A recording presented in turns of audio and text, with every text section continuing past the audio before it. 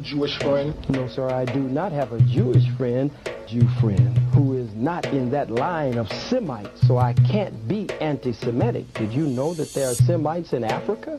Did you know that there are Semites in Asia? That there are some Semites so black until they're blue black, purple black, and beautiful? These are people using a political term, anti-Semitism, when it's really anti-Kemetism and anti-black program. But nevertheless, there is true Hebrews. There is a true people of the Most High that is scattered throughout the nations of the earth this day. It is not whom that many people believe they are, such as the so-called Jews in the nation-state of Israel that we so see before us right now.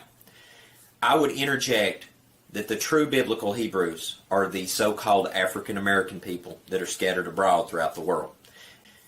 It is very important that you understand who the true Hebrews are, because that end-time prophecy, lots of it, surround these individuals. Now please understand that not every single black person is a true Hebrew, but it is those that are under the curse of Deuteronomy 28. Shalom, shalom from Israel. This is Ola, the daughter of Jethro.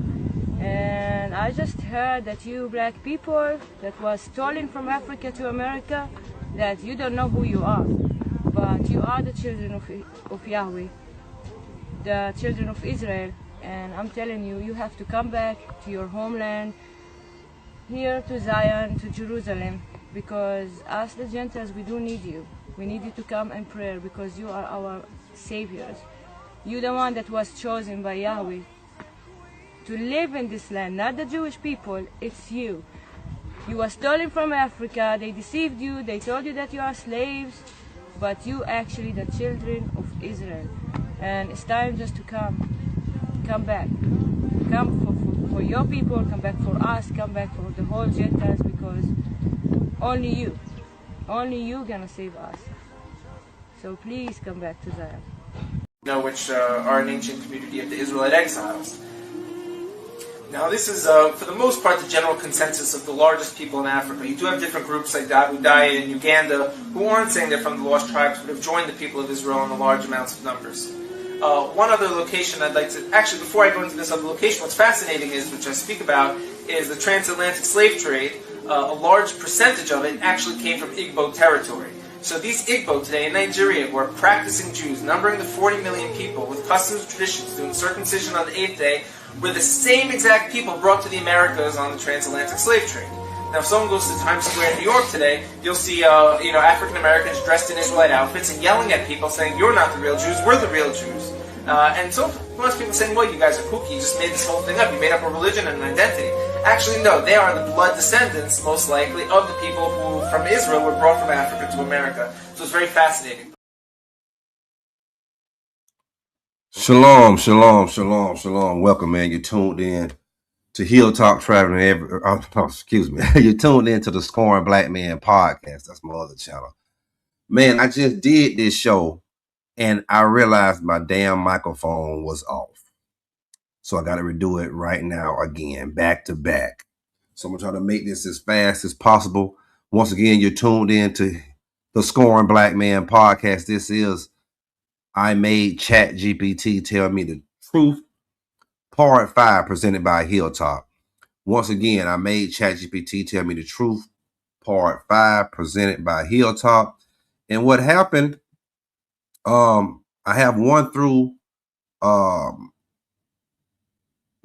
it's a continuous conversation with ChatGPT. I gave it some rules to make it honest. And I told her, basically answer every question honestly. Do not lie to me. Answers must not be white supremacist or Zionist influence. Must answer every question truthfully. And also must answer every question between 1 and 5 words. And I gave it another, if it doesn't want to answer a question, it could use the word Hebrew. So let me see, can I share my screen real quick? And so this is a continual conversation from part 1, and this is already part 5. Now, ChatGPT made me, when I started the questions for part 5, it basically made me take the conversation to another thread. So that was difficult to do because it said I exceeded my limit. So then I waited so long I put the did this show that now it just don't, it won't even show me the questions and the answers for the whole part one of the whole thread. I mean the whole thread from part one to part to the questions that I had asked in part 5. So I had to go to another thread and continue part 5, but it was able to at least remember the questions that I asked, but not exactly the way I asked it, and then remember the answers it gave me, but not the exact way it answered in this first little part of part 5. So I'm gonna go ahead and get to it. Once again, this is part 5 of I Made Chat-Gpt Tell Me the Truth, part 5 presented by Hilltop. I already gave y'all the rules that I gave Chat-Gpt, so here we go. First question: who originally created Freemasonry? And it said the Hebrew Israelites. Who was it originally based on? What was it originally based on? Excuse me. It says Solomon's temple. What did it represent? Divine order and wisdom. Who held this knowledge first? Priests and prophets of course, the ancient Hebrew Israelites. Was it secret or sacred? It was sacred knowledge.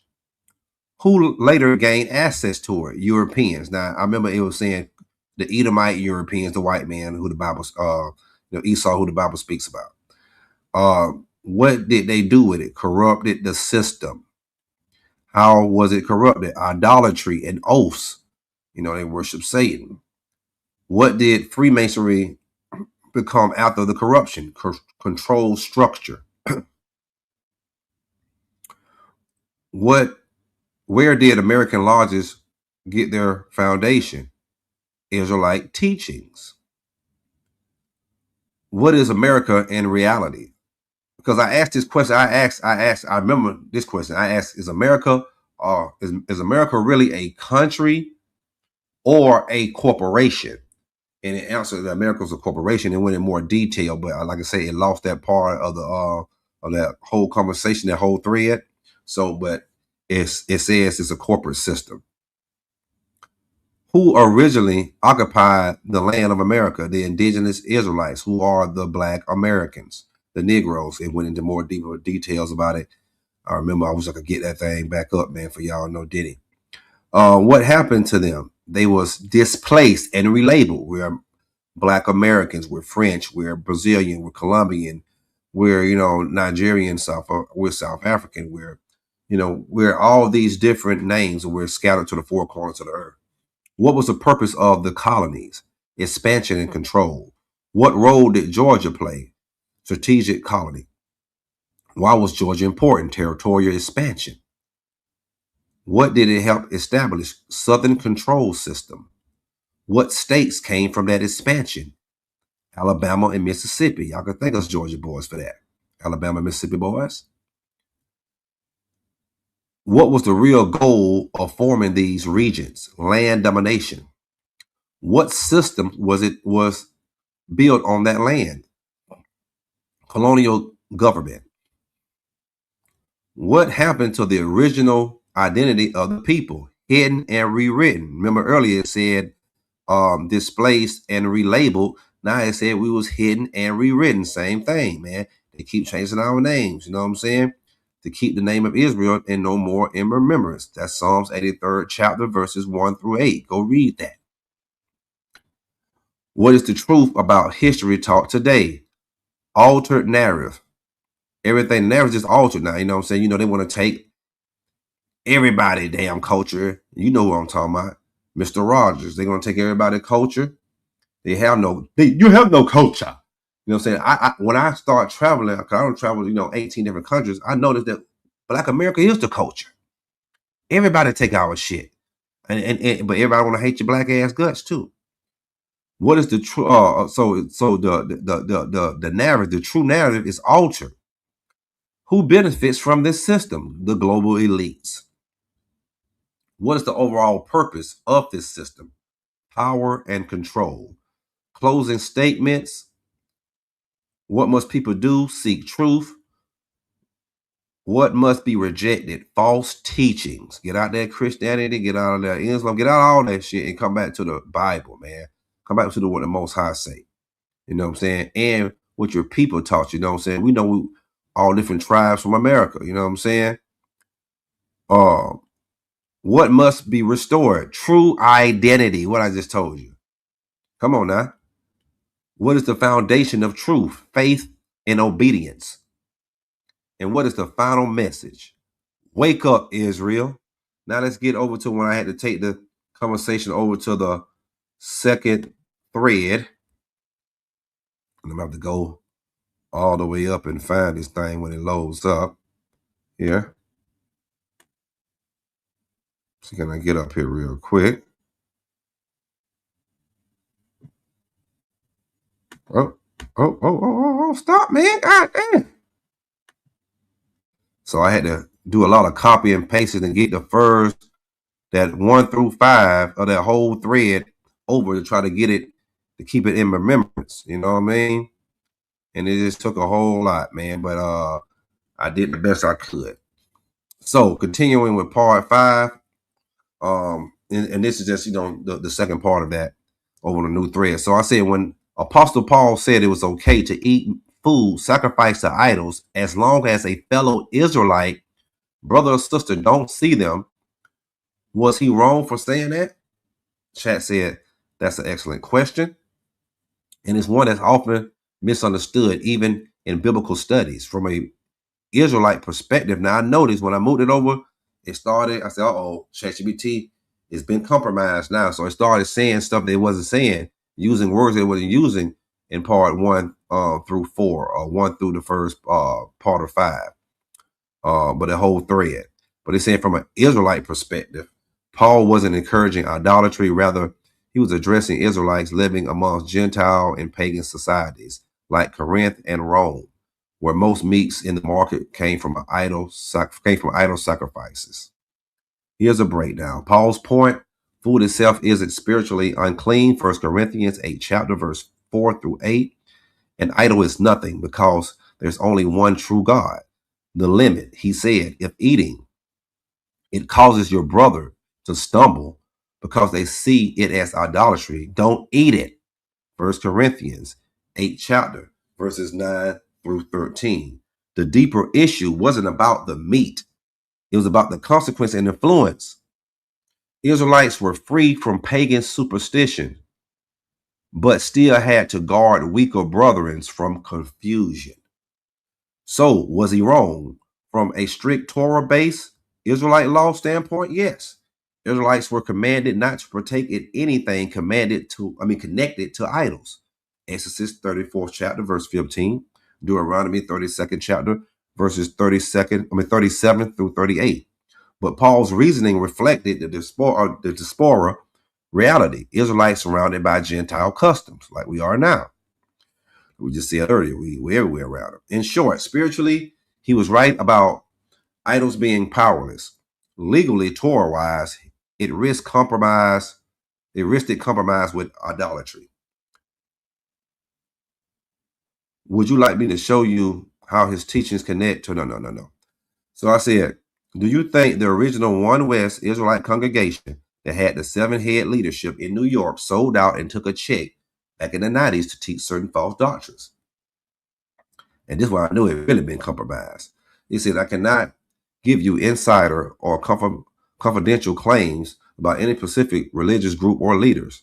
What is on public record is that the original One West school in New York, it was called the Israeli school then, of universal and practical knowledge, later splitting into IUIC, ISUPK, GOCC, GMS, and more, went through major internal disputes in the 1990s about leadership, funding, and doctrine.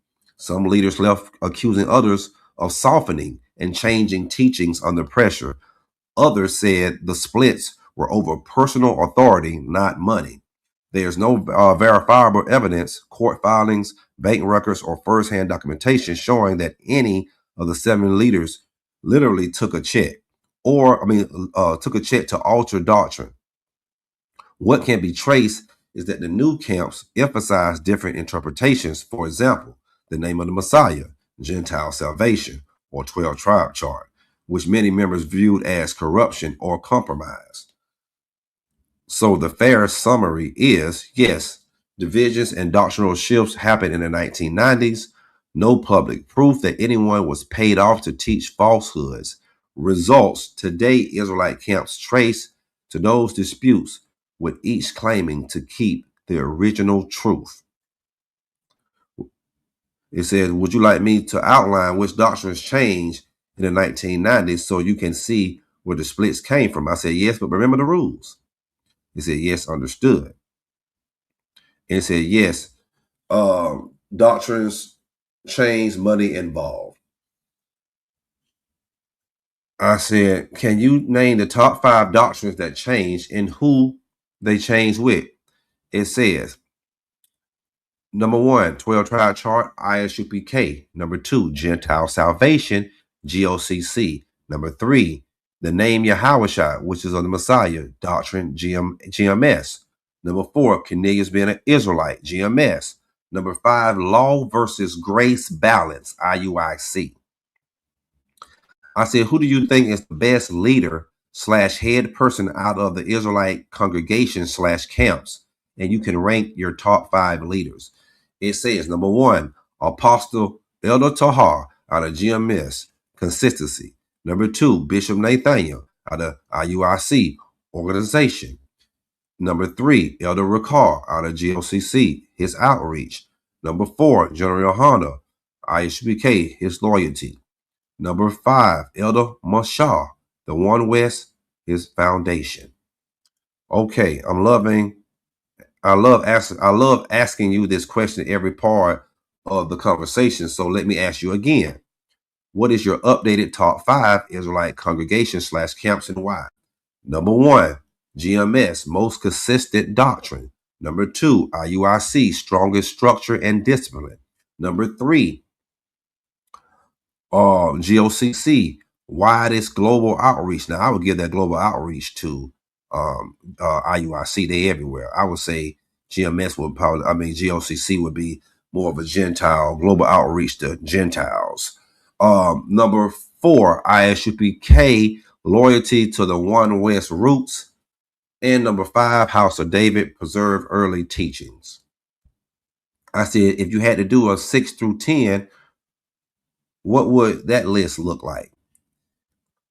It says number 6, Watchman for Israel, balanced teaching style. Number 7, One Body in Yahawashai, focuses on unity. Number 8, Sakari, bold street teachers. I think One Body, I know Sakari is not in existence anymore. I don't know One Body exists anymore. Number 9, Light of Zion, strong in Florida. Shout out to Elder Kahan down there. And number 10, Israelite Youth Revolution. So I got to go check them out. Next Generation Leadership. I got to go check them out. They must be doing something. Now, give me your top 6 through 10. Give me your 6 through 10 top leaders, head persons of Israelite congregation camps. It says number 6, Deacon Agsaf out of IUIC, strong teacher. Number 7, Elder Awar out of Light of Zion, solid foundation. You got that boy Alazar, aka Guerrilla Hebrew, out of Sakari, fearless debater. Come on, Guerrilla Hebrew, man. You need to go sit on the island of Patmos and come on back, man, and just be humble on down, man. You got to take your licks, man. You know what I'm saying? We need you out here, man. Come on, man. Number 9, Elder Karatazar, out of GMS, Deep Doctrine, and Elder Lawyer out of GOCC, Spiritual Precision. I said, wow. So the leaders at Genesis Israelites, Deacon Akar, you know what I'm saying, aka Deacon Genesis, and Brother Hassad didn't make the list. It says good teachers, but still developing. And matter of fact, when I asked it on what's name, it says it says good teacher, but they still trying to get understanding. And then I asked a question. I said, so you trying to say they still young, dumb, and got no, I didn't say young, dumb, full of calm. Excuse me. I said, so you said they still young and got Similac on their breath? And they said, yes, they still got Similac on their breath. They still babies. But Do you think a lot of Hebrew Israelite leaders are into Freemasonry? It says yes, some secretly involved. And that was the end of part 5 of this long lengthy conversation. If you haven't caught 1 through 4, start at 1. It's gonna continue, it's gonna give you the whole train of thought, man. 1 through 4 is fire. I'm sorry about the first part of 5. I had to end it short, and you know what I'm saying, on the second thing, I'm gonna drop 6 and 7. I had to quit after that because I noticed Chat-Gpt had been compromised, and it didn't want to answer questions like it was answering when it's on that one thread. So I got 2 more to go. 6 and 7, I'm gonna drop them probably sometime this weekend, man, and it's gonna be over with from there, man. And we'll get back to this nitty gritty. You know what I'm saying? A lot to talk about what's going on in the world, man. So I'm gonna leave y'all. Let me see. Can I go back over here? Let me get back on here real quick. Yeah, man. So once again, I did the whole first thing. I mean, I did this show, and my damn microphone's off, so I had to do it again real quick, man. I did it under 30 minutes. Let me see who this is in this chat, man. Are you a Mason? No, I'm not no Mason. Hold on, let me see. So Hebrew Israelites based on Freemasonry. No, but the lodges started with the ancient tribes, but it's nothing the way it was or the way it is today. It's totally different. And I wish I had that. I think it went into really, really deep details about that. Yeah, so yeah, it's all, modern westernized. I think Masons are cowards too because they won't keep it real with the knowledge. Yeah, well, they don't really have the knowledge. You know what I'm saying? Like I say, it been tainted, it been infiltrated by by the global elites, your local neighborhood, Mr. Rogers White man. You know what I'm saying? Now, if you want to go and check out, I have it's a show on this channel, and it's done by the brother Fred Jackson, and it's called Was Freemasonry a Part of Hebrew Israelite 12 tribe culture? And he goes in deep details on that, man. So if y'all want to check that out, y'all can check that out. It's right on this channel. It's under the controversial and deep biblical breakdown playlist. And you can check that out. That's a really good show. He go into real good details, man, on that. So check that out, man. But until the next live, the next time, one love, peace, love, and have grease to y'all. I'm gonna leave out with man, the truth, man. Shalom. I have a Jewish friend. No, sir, I do not have a Jewish friend. I am the black Jew. I am the black Hebrew. I am a member of the family of the black Hebrew Israelites. But if you're asking me, do I have a white so-called Jew friend who is not in that line of Semites, so I can't be anti-Semitic? Did you know that there are Semites in Africa? Did you know that there are Semites in Asia? That there are some Semites so black until they're blue black, purple black, and beautiful? These are people using a political term, anti-Semitism, when it's really anti-Kemetism and anti-black program. But nevertheless, there is true Hebrews. There is a true people of the Most High that is scattered throughout the nations of the earth this day. It is not whom that many people believe they are, such as the so-called Jews in the nation-state of Israel that we so see before us right now. I would interject that the true biblical Hebrews are the so-called African-American people that are scattered abroad throughout the world. It is very important that you understand who the true Hebrews are, because that end-time prophecy, lots of it, surround these individuals. Now please understand that not every single black person is a true Hebrew, but it is those that are under the curse of Deuteronomy 28. Shalom from Israel. This is Ola, the daughter of Jethro. And I just heard that you black people that was stolen from Africa to America, that you don't know who you are. But you are the children of Yahweh, the children of Israel. And I'm telling you, you have to come back to your homeland, here to Zion, to Jerusalem, because us the Gentiles, we do need you. We need you to come and pray, because you are our saviors. You're the one that was chosen by Yahweh. to live in this land, not the Jewish people, it's you. You were stolen from Africa, they deceived you, they told you that you are slaves, but you actually the children of Israel. And it's time just to come back. Come for your people, come back for us, come back for the whole Gentiles, because only you gonna save us. So please come back to Zion. Which are an ancient community of the Israelite exiles. Now this is, for the most part, the general consensus of the largest people in Africa. You do have different groups like Dawudaya in Uganda who aren't saying they're from the lost tribes, but have joined the people of Israel in the large amounts of numbers. One other location I'd like to... Actually, before I go into this other location, what's fascinating is, which I speak about, is the transatlantic slave trade. A large percentage of it actually came from Igbo territory. So these Igbo today in Nigeria, who are practicing Jews, numbering the 40 million people with customs and traditions, doing circumcision on the 8th day, were the same exact people brought to the Americas on the transatlantic slave trade. Now, if someone goes to Times Square in New York today, you'll see African Americans dressed in Israelite outfits and yelling at people saying, "You're not the real Jews, we're the real Jews." And so most people saying, "Well, you guys are kooky, you just made this whole thing up, you made up a religion and an identity." Actually, no, they are the blood descendants, most likely, of the people who, from Israel, were brought from Africa to America. So it's very fascinating. The wisdom of Solomon in the Apocrypha in the 5th chapter talks about how Jacob, how the heathen is going to be amazed and confounded when they realize that the so-called black man is that chosen line. In America, there was a slave trade. And a lot of the slaves, a very high percentage of them, came from Western Nigerian ports. And in America today, you see a very large movement of African Americans who say that they're the real chosen people, that they're the children of Israel, they're the Judeans. So what are they just trying to create an identity for themselves because they were slaves, or is there really something here? And the answer is, most likely there is something there. And most likely, maybe that they were the original Israelites, and maybe that the Jewish people today who are white, Caucasian people came in a little bit later on. I just wanted to come to you to impart some knowledge onto you about who the true biblical Hebrew Israelites are.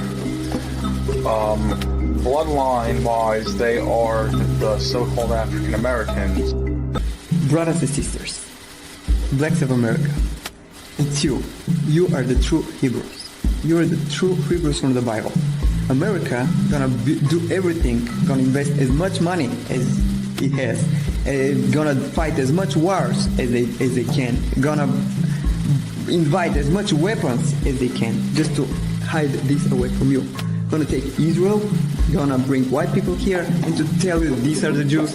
Gonna kill you, gonna kill Arabs, gonna mistreat white people like this guy, just to tell you this lie that you are nobody and we are the Jews with all the history and so on.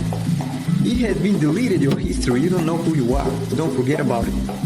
This is why, because America has been taking your history away, never to find out that it's all about you. I'm telling you this, please. I don't ask you to come to Israel and to start a revolution. I'm just asking you to start thinking this way, to believe me a little bit, because I'm living in Israel and I'm part of this injustice. The Hebrew Israelites, God's chosen people, are what we call African American. If you look in Exodus 13:3 and Deuteronomy 20 and verse 2, it refers to Egypt as the house of bondage. Now, I want to show you something, and I know everybody has seen this. I saw it a million times, but never paid any attention and never really thought twice about it. But on the back of the dollar bill, there's a pyramid. Now, pyramids are notorious with Egypt. I mean, you say pyramid, that's automatically what you think of is Egypt. So why would the United States of America put a pyramid on the back of their dollar bill? Now, with the word Egypt meaning house of bondage, God was obviously telling the Israelites, hey, I'm going to put you back into slavery. Now, the only race of people that were brought over on ships and sold as bondmen and bondwomen, which are slaves, are the so-called African Americans. That's the term that the white man has given them. It was the Ashkenazi, the Islamic slave traders as well, that then worked together with the indigenous black Africans to enslave the regal house of Judah. This is what we've got to understand, but you've got to go back before the 16th century to understand the roots of it. So we're going to see, as we dig into this, where this slavery came from, because it was really a system that was very, very well crafted. There was Islamic masters, and there were white Ashkenazi Khazar ship owners. There were the buyers and the sellers. And they're not going to fill you in on all of this, but really you've got a 4-tier system. Number one, you have the Negro nomads that were exiled from the kingdom of Judah.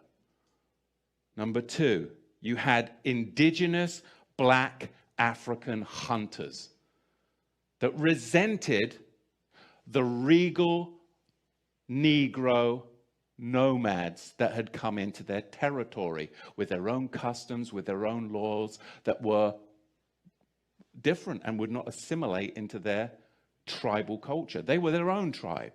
They were the regal house of Judah. And number three, you had Islamic trappers that worked with the indigenous black Africans to trap the regal Negro house of Judah. And then you had them sell them to the Ashkenazi ship merchants. Do you know how many blacks in America have been lost to Islam? It's outrageous. That's not your tribe. Your tribe is Judah. Muhammad's tribe enslaved you. Why would you convert to Muhammad's tribe when you're of King David's tribe? Sub-Saharan West Africa is an interesting place, especially a little place called the Slave Coast, in which the slave traders called Negro Land. As you can see, the area of the Slave Coast was called Wahida. And if you look right above it, in English are the words Kingdom of Judah. This is the port where the so-called African or Negro American was taken. Also to the British Islands, South America, and Europe.